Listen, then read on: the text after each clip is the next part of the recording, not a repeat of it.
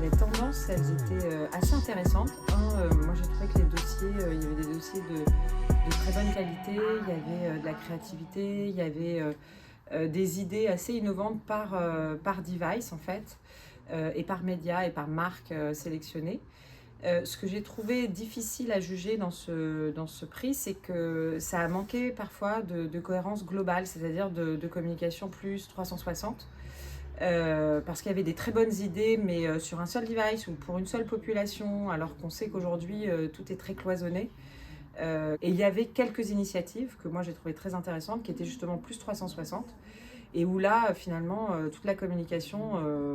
pouvait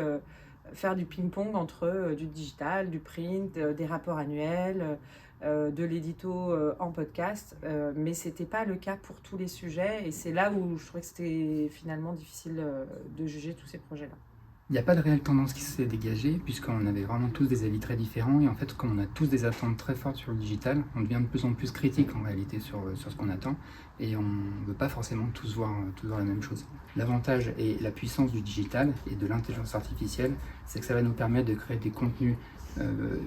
digital beaucoup plus smart, c'est-à-dire qu'à partir d'un produit unique, on va pouvoir ensuite aller le transformer sur le digital avec du contenu personnalisé, avec un format personnalisé propre à chacun.